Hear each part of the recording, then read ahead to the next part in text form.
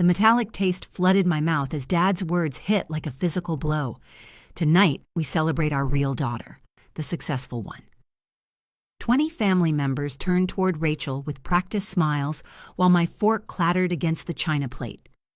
The restaurant's soft jazz couldn't drown out the ringing in my ears as I watched relatives nod approvingly at my sister, their faces glowing in the warm candlelight. My name is Sarah. I'm 34 and a former startup founder. This is the story of how I turned my family's harshest moment into their greatest learning experience.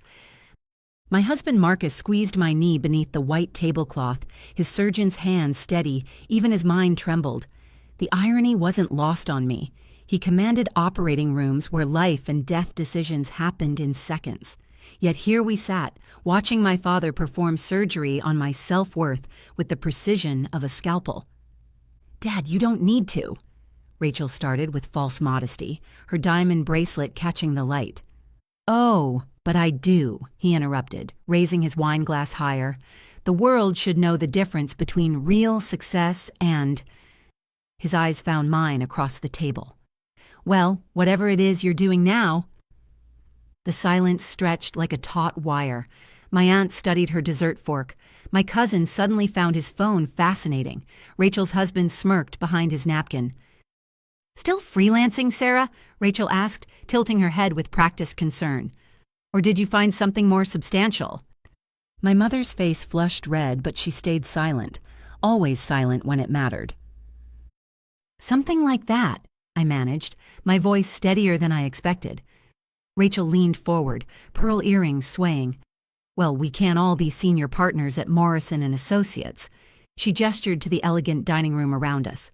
"This is what happens when you stick with something instead of—" She paused dramatically. "Giving up after one little setback." One little setback.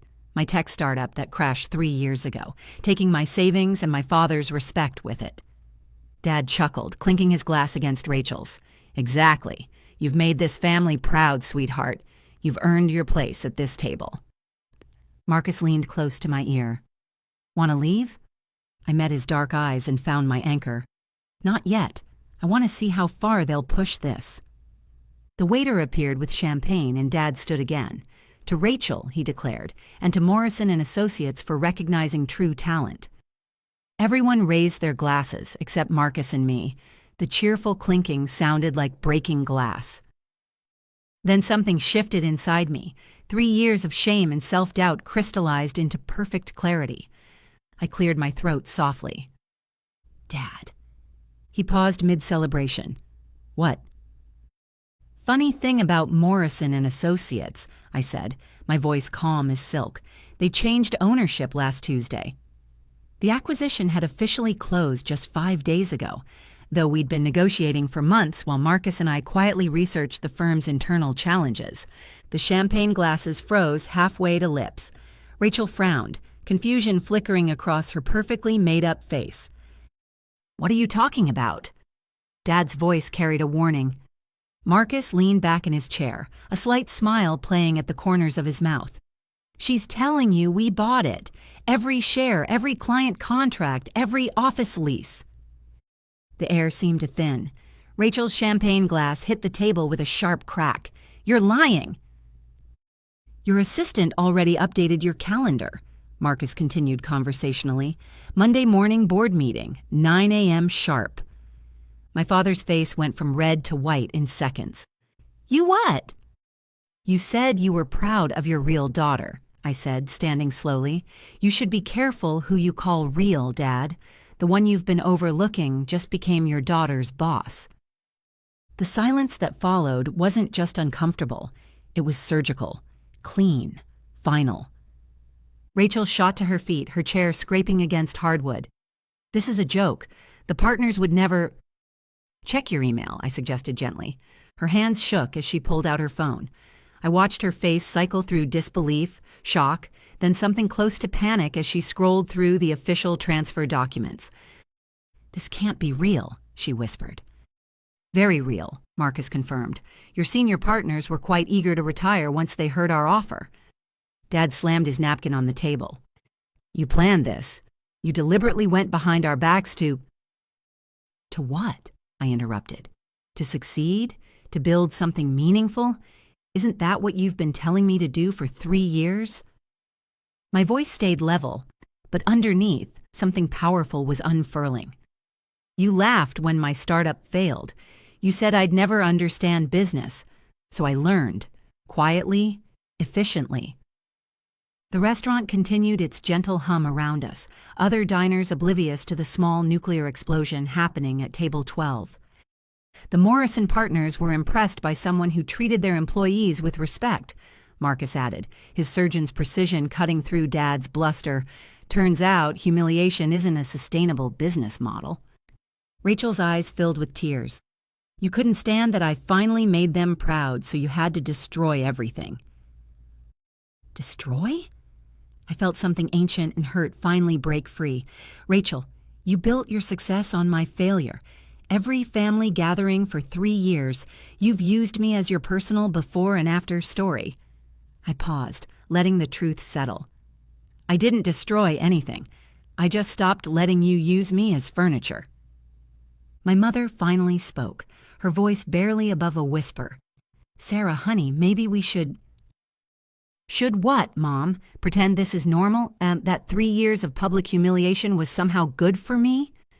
Dad found his voice again, low and dangerous. You don't get to lecture me about family. Marcus stood then, his 6-foot frame casting a shadow over the table. Actually, she does, because unlike you, she understands the difference between family and audience. The words hung in the air like smoke. I looked around the table at 20 faces that had watched me get carved up like a holiday turkey, year after year, and felt nothing but pity. I'm not here for revenge, I said quietly. I'm here to show you what happens when you mistake kindness for weakness. Without another word, I placed my napkin beside my untouched plate and walked toward the exit. Marcus followed, his hand finding mine. Behind us, I heard Rachel's voice crack. You'll regret this. We walked through the restaurant in silence, past other diners still enjoying their evening. The cool night air hit my face like a blessing. Marcus opened the car door, his expression unreadable. You okay? He asked. I looked back at the restaurant's warm windows, at the family that had just learned the cost of their cruelty. Better than I've been in years.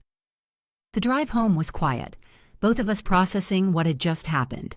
20 minutes later, our house appeared in the headlights. Modest, comfortable, nothing like the mansion I grew up in. But it was ours, built on mutual respect instead of conditional approval. My phone started buzzing before we reached the front door. Dad, Rachel, even my mother.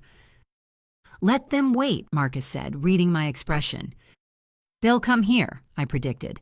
People like that can't stand losing control. He smiled grimly. Good. It's time they saw what we built while they were busy tearing you down. Sure enough, the next morning I was reviewing emails when the security camera alerted me to movement at our front door. Through the monitor, I watched my father and Rachel approach like storm clouds, their faces set in identical expressions of outrage. They'd clearly coordinated this visit, probably meeting at Dad's house first to plan their strategy. I opened the door before they could knock. Well, I said, stepping aside, this should be interesting. Dad pushed past me, clutching a folder of papers. You think this is funny? Humiliating me in front of the entire family? Humiliating? I closed the door behind them. That's what you call honesty now? Rachel paced to our living room window, her designer heels clicking against hardwood. The board meeting isn't until Monday. This isn't over. Actually, it is, Marcus said, appearing from the kitchen with 2 cups of coffee. He didn't offer them any. We've already reviewed every client contract, every employee file, every financial record. He settled into his reading chair like he owned the moment, which I realized he did. Your law firm has been hemorrhaging talent for 2 years, he continued conversationally. 60% turnover rate, client complaints about arrogance and overcharging, 3 harassment settlements that the partners buried. Our due diligence team had spent weeks interviewing former employees and reviewing public records, information that became accessible once we initiated the acquisition process. Rachel went very still. That's confidential information. Not anymore, I said. Due diligence is part of any acquisition. Your dirty laundry comes with the building." Dad's face was turning purple. "You have no right." "I have every right," I cut him off. "I'm the majority shareholder as of Tuesday morning." The legal documents Marcus placed on our coffee table seemed to suck all the oxygen from the room. Official seals, transfer papers, board resolutions, the paper trail of their downfall. Rachel sank into our couch uninvited, her composure finally cracking. "Why? Why do this to me?" I studied her face.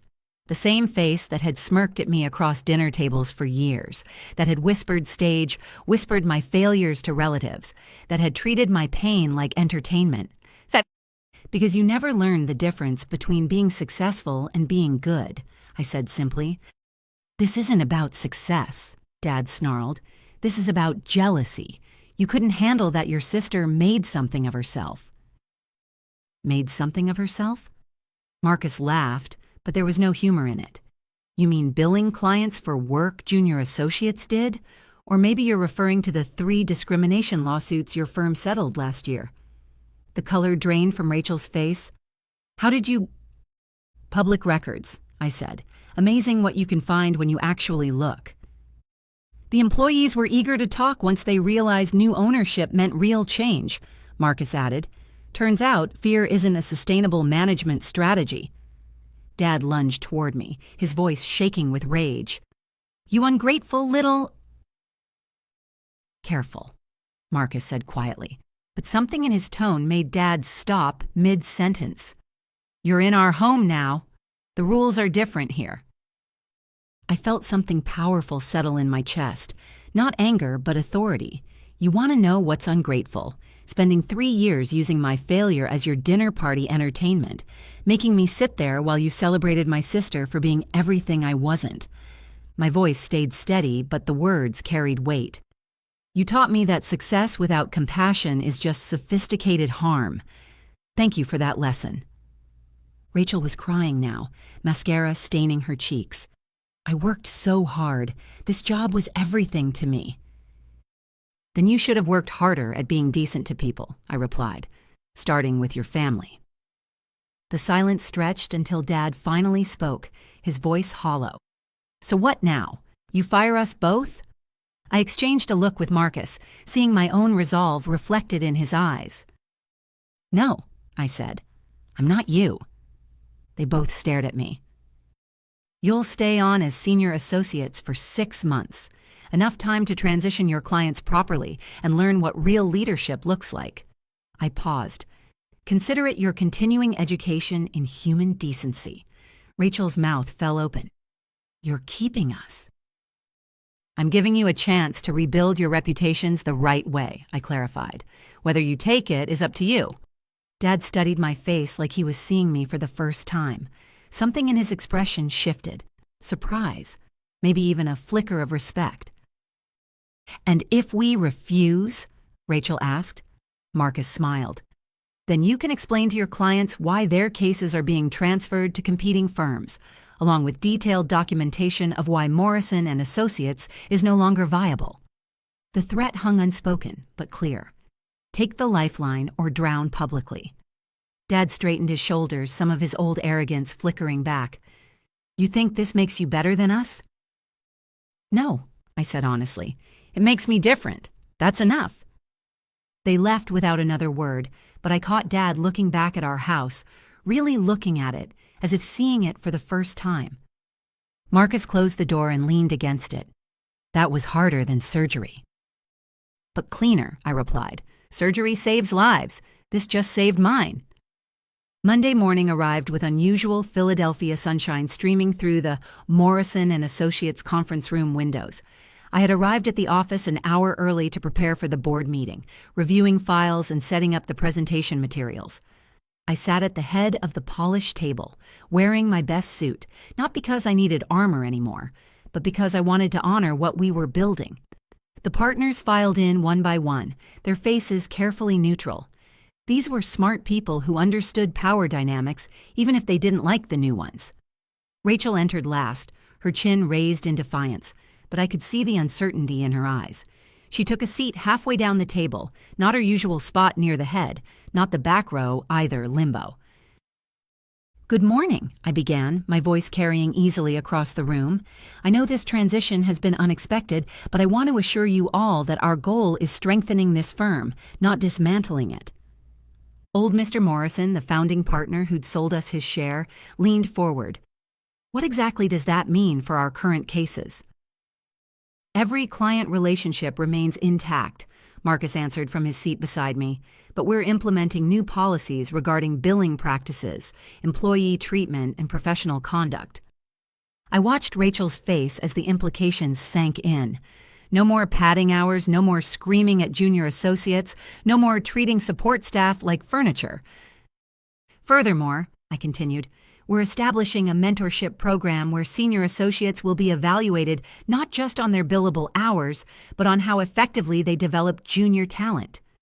Several partners nodded approvingly. Others looked uncomfortable. Rachel raised her hand slightly. "What about existing compensation structures?" "Performance-based, as always," I replied. "But performance will now include client satisfaction, employee development, and ethical standards." Ethical standards? The question came from James Patterson, Rachel's closest ally among the partners. Marcus slid a thick folder across the table. "The employee handbook you've all ignored for the past 5 years. We'll be following it." I watched recognition dawn on faces around the room. Some looked relieved, others looked terrified. "Are there any questions about the transition?" I asked. Rachel cleared her throat. "Will there be performance reviews?" "Quarterly evaluations for all senior staff," I confirmed, "starting next month." The meeting continued for another hour, covering details of client transfers, new billing procedures, and restructured reporting chains. Professional, civil, but with clear understanding of the new reality. As the room emptied, Rachel lingered. "Sarah," she said when we were alone, "I need you to know I never meant—" I waited, but she couldn't finish the sentence. "You meant it," I said gently, "but that doesn't mean you can't learn to mean something else." Her eyes filled with tears. "I don't know how to be different." "Start by treating people like people instead of stepping stones," I suggested. "The rest will follow." She nodded and left without another word. Marcus appeared at my shoulder. "Think she'll make it?" "Ask me in 6 months," I said, looking out at the Philadelphia skyline through windows that now belonged to us. Some people rise to meet new standards, others sink beneath them. "And your father?" I smiled, feeling something light and peaceful settle in my chest. "He'll figure out that respect can't be demanded. It has to be earned." The months that followed transformed Morrison & Associates from the inside out. Client retention improved when people stopped feeling like bank accounts. Employee satisfaction soared when screaming matches disappeared from the daily routine. Even billable hours increased as people worked harder for leaders they respected. Rachel surprised everyone, including herself. Stripped of her previous privileges, she discovered she actually enjoyed mentoring junior associates. Her client relationships deepened when she stopped viewing them as revenue streams. Her first quarterly review showed marked improvement in colleague feedback and client satisfaction scores. Dad took longer to adapt, but gradually learned that intimidation was less effective than inspiration. His old-school legal knowledge became valuable again when coupled with basic human decency. By his second quarterly review, junior associates were specifically requesting to work on his cases. Even James Patterson and the other resistant partners eventually embraced the new culture when they saw their stress levels decrease and their professional satisfaction improve. 6 months later, I stood in the same conference room, looking at quarterly reports that showed Morrison & Associates posting its best financial year in a decade. "Not bad for a failed startup founder," Marcus said, reading over my shoulder. I laughed, remembering the woman who'd sat at that dinner table, absorbing insults like they were facts. She seemed like a different person now. My phone buzzed with a text from Mom. "Sunday dinner at our place? Your father wants to apologize properly." I showed Marcus the message. "You going?" he asked. I thought about it, Really thought about it. Did I need Dad's apology? Did it matter anymore? Yeah, I decided, but this time I'm choosing the restaurant. That Sunday, we met at a small, family-owned Italian place where the servers knew everyone's name and the atmosphere was warm instead of performing. Dad looked older, somehow, but more genuine. "I owe you an apology," he began, his voice steady but humble. "Several years' worth, actually." "You do," I agreed, "but more importantly, you owe yourself some new habits." Rachel nodded from across the table. "She's right. I spent so many years competing with you that I forgot we were supposed to be sisters." "Competition isn't the problem," I said, twirling pasta around my fork. "Harshness is." We talked for 2 hours, really talked, not performed, about business, about family, about the difference between success and satisfaction. It wasn't perfect, but it was honest. As we said goodbye in the parking lot, Dad caught my arm. "I'm proud of you," he said quietly. "Not because you succeeded, because of how you succeeded." I hugged him, surprised by how much lighter I felt. "Thanks, Dad. That actually matters." Mom joined our embrace, tears in her eyes. "I should have spoken up years ago. I'm sorry for staying silent when you needed me to be brave." "We're all learning," I said. "The important thing is that we're learning together now." Driving home with Marcus, I reflected on how strange healing could be. Not the dramatic forgiveness scenes from movies, but the slow, careful work of building something better from broken pieces. "So what's next?" Marcus asked as we pulled into our driveway. I looked at our modest house, at the life we'd built through kindness instead of conquest, and smiled. "More of this," I said, "but bigger, better, with room for everyone who wants to grow." We walked hand in hand toward our front door, past the garden we'd planted together, through the life we'd chosen over the one I'd inherited. Our family relationships would continue to evolve, built now on mutual respect rather than hierarchy. Rachel had found her footing as both a better lawyer and a better sister. Dad was learning to lead through inspiration rather than intimidation. Sometimes the best response isn't defeating your opponents. Sometimes it's becoming someone they'd be proud to call family. Before you go, here's a quick bonus for sticking around. If you love learning and growing like I do, you need to try audiobooks. I've got an exclusive deal with Audible. Your first month is completely free. That's access to over 500,000 titles. Zero cost to you. All the details are waiting in the description. Don't miss this one.